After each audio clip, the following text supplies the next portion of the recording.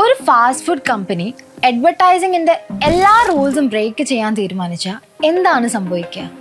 2020 burger king അതാണ് ചെയ്തത്. അത് ലോകത്തെ ഞെട്ടിച്ചു. ഇതാണ് മോൾഡി വോപ്പർ ആഡിന്റെ കഥ. ഡിസ്കസ്റ്റിംഗ് ആയ, കോൺട്രവേഴ്സി ക്രിയേറ്റ് ചെയ്ത, പക്ഷെ അതിശയകരമായി ഒരു വലിയ സക്സസ് ഉണ്ടാക്കിയെടുത്ത ഒരു ചീഞ്ഞ ബർഗറിന്റെ കഥ. 2 വർഷം മുമ്പ് ബർഗർ കിങ് അവരുടെ പ്രസിദ്ധമായ വോപ്പർ 34 ദിവസം കൊണ്ട് ചീഞ്ഞു പോകുന്നത് കാണിക്കുന്ന ഒരു ടൈം ലാപ്സ് ആഡ് പുറത്തിറക്കി.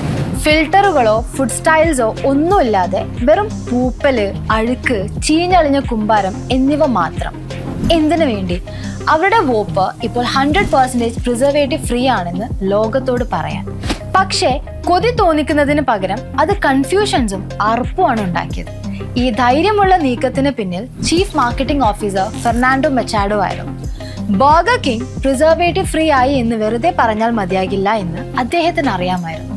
എന്തുകൊണ്ടെന്ന് വെച്ചാൽ ഫാസ്റ്റ് ഫുഡും ഹെൽത്തിയും അപൂർവമായേ ഒരുമിച്ച് പോകാറുള്ളൂ. അതുകൊണ്ട് അദ്ദേഹം ആ സ്ക്രിപ്റ്റിനെ മാറ്റിമറിച്ചു. ചീഞ്ഞു പോകുന്നത് യഥാർത്ഥ ഇൻഗ്രീഡിയൻസിനെ കുറിച്ചുള്ള ഒരു മെസ്സേജ് ആക്കി മാറ്റി.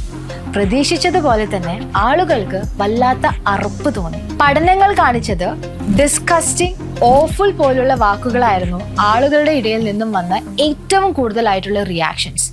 26% ആളുകൾ വോപ്പർ വാങ്ങുന്നത് തന്നെ നിർത്തിയെന്നും കണക്കുകൾ പറഞ്ഞിട്ടുണ്ട്.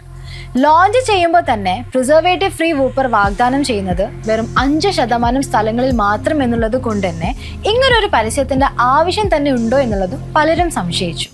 പക്ഷേ ഇവിടെയാണ് ട്വിസ്റ്റ്. അത് വർക്ക് ചെയ്തു. ആഡിന് 8.4 ബില്യൺ ഇംപ്രഷൻസ് കിട്ടി. അവരുടെ സൂപ്പർ ബൗൾ ക്യാമ്പയിനെ അപേക്ഷിച്ച് അവയർനെസ്സും 50% വർദ്ധിച്ചു. ഹെയ്റ്റ് ഉണ്ടായിട്ടും ബർഗർ കിങ്ങിന്റെ സെയിൽസ് 14% കൂടി. അങ്ങനെ അപ്പൂപ്പൽ പിടിച്ച വോപ്പർ ആക്ച്വലി വർക്ക്ഡ്. ഒരു ദിവസം 4000 തൊട്ട് 10,000 വരെ പരസ്യങ്ങൾ കൊണ്ട് നിറഞ്ഞ ഈ ഒരു ലോകത്ത് വ്യത്യസ്തമായി നിൽക്കുന്നത് എന്തുകൊണ്ടും പ്രധാനമാണല്ലേ?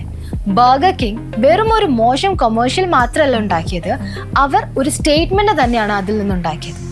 ഞങ്ങൾ യഥാർത്ഥമാണ്, ഞങ്ങൾ മാറുകയാണ്, നിങ്ങൾക്കത് ഇഷ്ടപ്പെട്ടാലും ഇല്ലെങ്കിലും നിങ്ങളത് ഓർത്ത് വെച്ചു എന്ന് പറയുന്ന ഒരു സ്റ്റേറ്റ്മെന്റ്. സോ ശരിക്കും ബർഗർ കിങ്ങിന്റെ ഈ ഒരു സാഹസികത അറുപ്പ് തന്നെയാണ് ഉണ്ടാക്കിയത്? തീർച്ചയായിട്ടും അത് ഡിസ്കസ്റ്റിംഗ് തന്നെയായിരുന്നു. എന്നാൽ അത് ബ്രില്യൻ്റ് ആയിരുന്നോ? ഒരുപക്ഷെ അതിലും കൂടുതലായിരിക്കാം. നിങ്ങൾക്ക് എന്താണ് തോന്നുന്നത് എന്ന് കമന്റ് ചെയ്തോളൂ. ഇതൊരു മാർക്കറ്റിംഗ് മാസ്റ്റർ പീസ് ആയിരുന്നോ അതോ വലിയൊരു തെറ്റായിരുന്നു? അപ്പോൾ നിങ്ങൾക്ക് ഇതേപോലുള്ള ബോൾഡ് ബ്രാൻഡിങ്ങിന്റെ ലോകത്തെക്കുറിച്ചുള്ള സ്റ്റോറീസ് ഇഷ്ടമാണെങ്കിൽ ലൈക്ക് ചെയ്യാനും സബ്സ്ക്രൈബ് ചെയ്യാനും മറക്കരുത്. So see you in the next one.